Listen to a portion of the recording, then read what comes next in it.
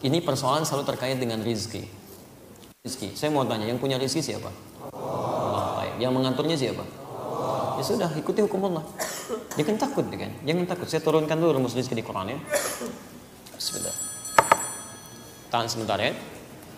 Baik, mudah-mudahan yang tadi bertanya bisa melihat dengan jelas dan bisa mendapatkan jawaban yang menenangkan insyaallah. Tapi saya turunkan dulu sebentar. Saat manusia diciptakan, Allah sudah berjanji akan memberikan rizkinya. Quran surah ke-51 ayat ke-22, posisi paling kanan di pertengahan ke bawah sedikit. Kemudian dijanjikan itu akan diberikan di bumi. Quran surah kedua ayat 29. Ditugaskan Anda untuk mencarinya dengan cara yang dibenarkan. Quran surah kedua ayat. Anda ingin lebih cepat mendapatkannya, Anda lakukan amalan di Quran surah kedua ayat 172. Kalau Anda belum berangkat keluar, rizkinya sudah datang kepada Anda bisa kerjakan amalan di Quran surah ke-7 ayat 96. Baik, jangan khawatir, Allah pasti memberikan rizki Anda. Tidak ada Allah menciptakan orang miskin di muka bumi. Kalau tidak cukup, pasti dia kaya. Itu ada di Quran surah ke-53 ayat ke-48. Bahkan saat Anda merasakan kurang pun, insya Allah akan dibantu. Di Quran surah ke-9 ayat ke-60. Tidak cukup dengan ini, bisa dibantu lagi di Quran surah kedua ayat 215, posisi paling kanan sebelah bawah. Baik, sampai Anda meninggalkan riba seperti pernah kita ulas ayatnya. Baik, perhatikan sini. Bismillah. Teman-teman sekalian, sekarang fokus ya, lihat betul. Jadi nanti kalau Allah sudah tawarkan yang baik, kenapa Anda pilih yang kotor? Yang baik sudah ada, kenapa pilih yang kotor? Dan sama-sama akan didapatkan. Sekarang lihat teorinya. Quran surah 51 ayat 22. Wa fis samaa'i rizqukum wa ma tu'adun. Dan di langit ya. Rizki Anda sudah ditetapkan. Jadi sebelum kita dilahirkan, dalam usia 4 bulan kandungan, itu Allah sudah menetapkan rizki kita. Ya. Dari mana tahunya 4 bulan kandungan? Yang paling mudah cari hadis riwayat Al-Arba'in, nomor hadis yang keempat dari Abdullah bin Mas'ud, posisi paling kiri sebelah atas. Ya, Nabi menyampaikan, "Inna ahadakum yujma'u fi batni ummihi 40 yawman nutfah." Setiap Anda akan dibentuk di perut ibundanya 40 hari pertama berbentuk nutfah. Pertemuan antara spermatozoa dengan ovum. Thumma yakunu mithla dzalika 'alaqah. 40 hari kedua berbentuk 'alaqah, zigot yang menempel di dinding rahim. Thumma yakunu mithla dzalika mudghah. 40 hari ketiga, usia 4 bulan berbentuk mudghah. Thumma yursalu ilaihil malak. Maka diutus malaikat dalam usia 4 bulan ini, fayanfukhu fihi ruh, kemudian diperintahkan untuk menyiapkan ruh, wa yu'maru bikatsbi arba'in, dan diperintahkan untuk menetapkan 4 hal. Pertama, bikatsbi rizqihi, untuk menetapkan rizkinya sampai dia meninggal. Jadi rizkinya dituliskan sebelum Anda lahir tuh, dituliskan. Makanya Allah menyampaikan, dan di langit rizki sudah ditetapkan, wa ma tu'adun, dan dijanjikan oleh Allah akan diberikan. Dan Anda lahir, lahirnya di mana? Di bumi, gitu kan? Baik, rezekinya di mana? Di langit. Tinggal di mana? Di bumi. Bagaimana mendapatkannya? Rezekinya di langit, andanya di bumi, gitu kan? Maka muncul statement selanjutnya di Quran surah kedua ayat 29, posisi paling kanan di sebelah bawah. Walladzi khalaqalakum ma fil ardi jami'a. Rizki yang di langit itu diturunkan ke bumi untuk Anda olah. Masya Allah. Hujan turun dari langit, menumbuhkan tanah-tanah yang gembur itu, tumbuh pohon-pohonan, ada buah-buahan, bisa Anda ambil. Di dalamnya ada emas, ada minyak bumi, ada tembaga, ada macam-macam. Anda olah, jadilah seperti ini. Ada bangunan, ada macam-macam, ada pekerjaan, dan seterusnya. Jadi Allah janjikan rezeki yang di langit turun ke bumi. Masya Allah. Kita sekarang ada di mana? Bukan, di Masjid Al-Ihsan, di PTM. PTM, ya. Baik, Anda tinggal di PTM. Rezeki Anda misalnya turunnya di Padang. Baik. Padang di mana? Ya di bumi juga gitu kan? Bumi juga gitu kan? Anda tinggal di PTM, rezekinya di Padang. Taib ya? Maka apa yang harus dilakukan? Taib, sementara turunnya di Padang, Anda tinggalnya di PTM. Maka yang paling logis adalah dilakukan, Anda berikhtiar, dapatkan rezeki itu kan? Anda berangkat. Makanya turun ayat. Hikmahnya adalah Quran surah kedua ayat 168. Ini ikhtiarnya. Ya ayyuhan nasu, hei manusia. Jadi hukumnya kalau di Quran disebutkan dengan kata manusia, ini hukumnya berlaku untuk umum semuanya. Baik muslim atau non muslim. Disebutkan 241 kali dalam Al-Quran. Hei manusia, kulu mimma fil ardi. Pakai min dan ma. Lihat kalimatnya. Ya ayyuhan nas, hei manusia, kulu. silahkan Anda cari rizki, bagian yang bisa Anda makan. Ya. Ini sistemnya menggunakan, kalau dalam bahasa Arab disebut dzikrul ba'dhi yuradu bihil kullu. Disebutkan sebagian, dimaksudkan keseluruhan. Kalau dalam bahasa Indonesia, sinekdok pas prototo. Ya, Pah mau kemana? Mencari sesuap nasi. Kan bukan sesuap kan? Anda cari yang sebakul, Anda tambah untuk pakaian, untuk makan-makan. Itu sinekdok pas prototo.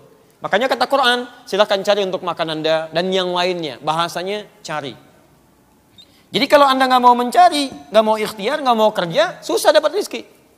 Di pertama nggak ada kaitan dengan keimanan, terkait dengan ikhtiar kita. Anda orang soleh, masya Allah, rajin ke masjid, rajin sholat, tapi nggak pernah mau nyari rezeki, susah datang. Jangan Anda adukan kepada Allah, ya Allah, saya sholat ya Allah, saya puasa, tapi kenapa dia nggak sholat bisa kaya? Cek, Anda kerja nggak? Pahami itu. Ya. Ini tidak mudah ya. Dulu ada 2 anak di Mesir, mahasiswa, ini berdebat masalah ini. Yang satu mengatakan Allah sudah janji rizki di langit akan diturunkan, dijanjikan diberikan pada kita, pasti dapat. Jadi nggak usah kerja pun pasti dapat. Kata yang satu tidak, karena diikat dengan ayat yang lain, kamu mesti ikhtiar. Kata yang satu temannya, saya buktikan, saya akan bersembunyi di satu tempat di masjid, dan qadar Allah di masjid itu ada muhsinin, jadi orang yang suka ngasih makanan, donatur. Dia ngumpet di belakang tuh, ya, dan nggak kelihatan, tutup oleh dia kan. Tayyib, begitu ngumpet di bawah meja, dia bersembunyi. Hari pertama datang muhsinin, ya, yang ngasih makanan bagi yang itikaf. Ketika dibagikan dia nggak dapat karena ngumpet. Hari kedua dibagikan lagi, dia nggak dapat karena di belakang. Hari ketiga yang itikaf tidak terlampau banyak. Ya, beliau bertanya muhsininnya, ya, ilmin akhir, ada yang lain nggak? Kata DKM-nya, wallahi ma fish akhir, nggak ada yang lain. Karena dia sudah 3 hari nggak makan, lapar dia kasih kode. Dalam. Taib, kaget DKM, siapa ini kan? Begitu dibuka, ada seseorang sudah kelihatan lapar karena nggak makan dalam 3 hari tadi. Akhirnya disampaikan pada orang baik tadi, muhsinin tadi, dimintakan langsung double, 2 gitu kan, 2 kotak. Dikasih pada orang ini. Begitu diberikan, teman yang pertama debat tadi datang kepada dia. Ya, dia katakan, apa saya bilang, rizki itu mesti dicari, sekalipun dengan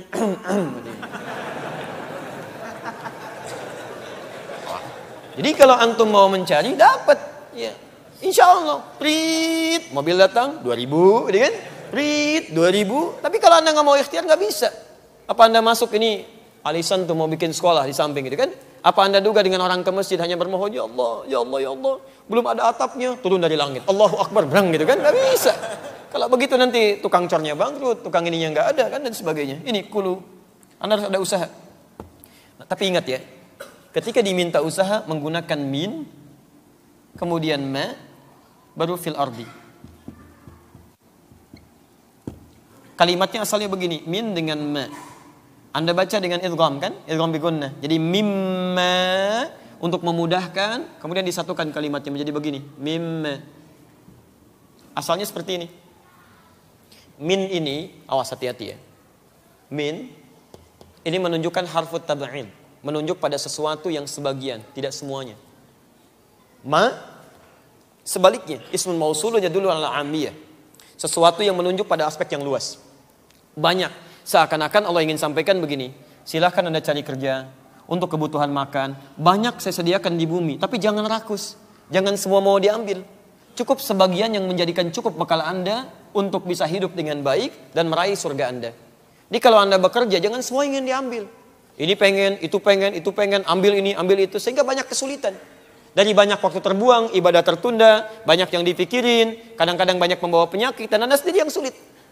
Ya, jadi silahkan, tidak dilarang kalau Anda ingin kembangkan bisnis, tapi sekiranya jangan ada sifat serakah untuk mengambil semuanya. Ya, seseorang yang selalu menginginkan semuanya begini, dia tidak akan meraih apapun, 0. Ya, jelas sampai sini? Tayyib. Jadi ini caranya, silahkan dapatkan halalan tayyiban dengan cara, nah ini poinnya, halal tayyib. Jadi Allah sudah turunkan yang halal, halal dan tayyib terbaik. Apa lawannya halal? Haram. Ya. Jadi ketika Anda memilih yang halal, saat bersamaan akan ada bisikan untuk mencari yang haram. Itu yang bisikin setan. Makanya setelah kalimatnya sampai sini, ada ayat ini diteruskan, wala tattabi'u khutuwatis syaitan. Jangan pernah ikuti langkah-langkah dan jebakan setan. Apa? Bagaimana cara dia mengajak? Lawan daripada ini. Karena saat Anda bekerja, ya ada tawaran pada yang halal, saat bersamaan setan bawa yang haram. Ya, ini pasti fitrahnya begini. Kalau Anda nggak percaya silakan. Saat Anda akan bekerja, selalu ada seperti itu. Tawaran halal, tawaran haram. Kalau Allah sudah tawarkan yang halal, kenapa Anda ambil yang haram? Ya, dan dapatnya segitu juga. Jangan dikirakan beda ya. Saat Anda akan dilahirkan, ditetapkan oleh Allah rizkinya. Tapi dirahasiakan. Misal, rizki Anda 1 miliar, 1 M. Anda mau cari dengan yang halal, atau dengan cara yang haram, dapatnya segini juga. Nggak akan lebih. Nggak akan lebih. Ya, cuma barangkali Anda merasa, oh dapat banyak nih. Kalau korupsi dapatnya banyak, langsung 500 juta. Masya Allah, dengan cara yang halal pun sama dapatnya segitu. Cuman Allah tidak berikan beban bagi Anda, disimpan oleh Allah. Begitu butuh, kasih. Sehingga Anda nggak banyak mikir. Lebih mudah. Masya Allah, saya tanya begini ya. Anda pengen uang 1 miliar, dipegang di tangan kelihatan.